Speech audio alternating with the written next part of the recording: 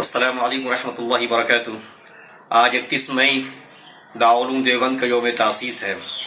دارالعلوم دیوبند جو پوری دنیا بھر کے اندر آج اپنی شہرت رکھتا ہے، 19ویں صدی 1866 31 مئی کو اس کی بنیاد رکھی گئی تھی۔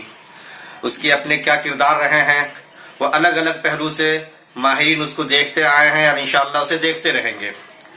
آپ جنگ آزادی کے اندر اس کا کردار دیکھنا چاہیں تو ایک مستقل سنہرا باب آپ کو ملے گا۔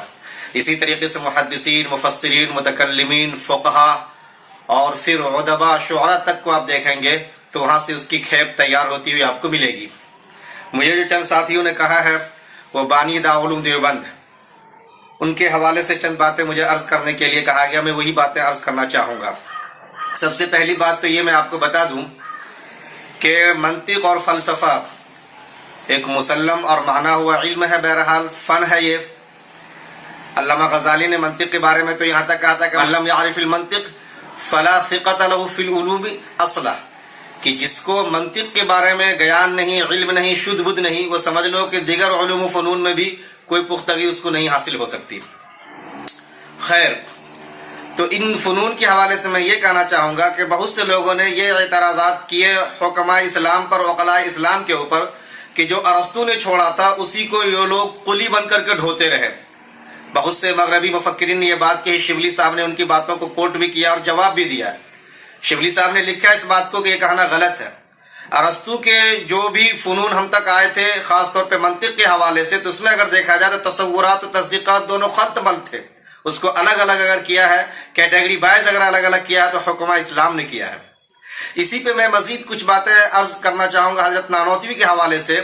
وہ یہ کہ ان کا جو اپنا منہج، ان کا جو اسلوب اور ان کا اپنا جو ذوق تھا، وہ یہ ہمیں بتاتا ہے کہ اس سلسلے میں قرآنہ تقلید کے بجائے وہ ماشاءاللہ ایک مجتہدانہ شان رکھتے تھے اپنا۔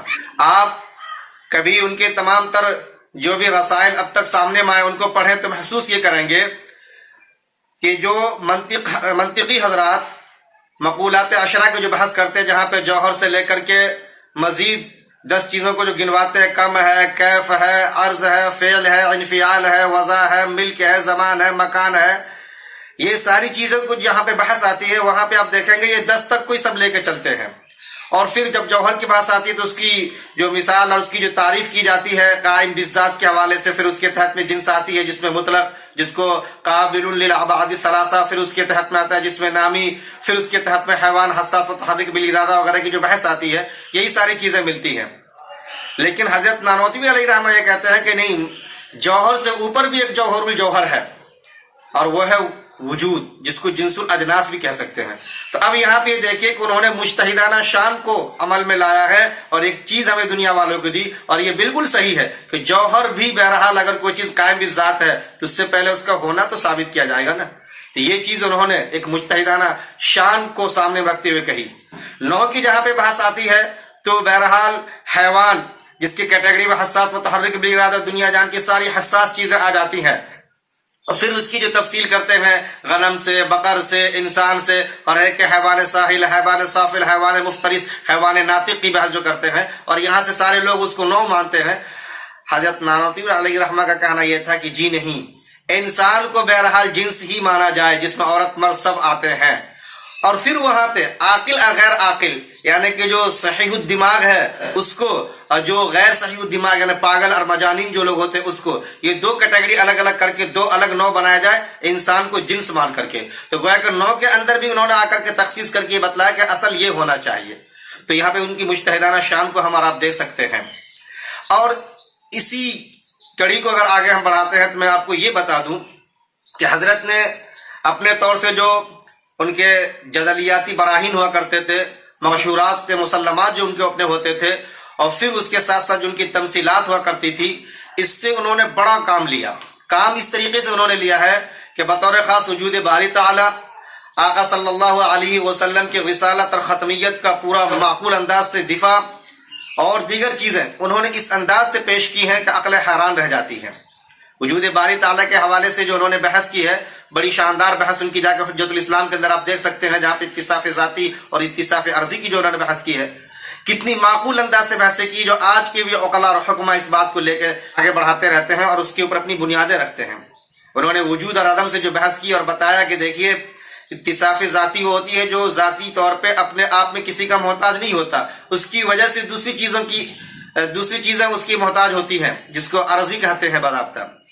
اور پھر وہ مثال دیتے ہیں کہ جیسے آفتاب ہے، آفتاب کی روشنی آفتاب سے پھوٹ کے نکلتی ہے، یہ اس کی ذاتی روشنی ہے، اور زمین روشن اگر ہوتی ہے تو یہ عرضی اس کی روشنی ہے۔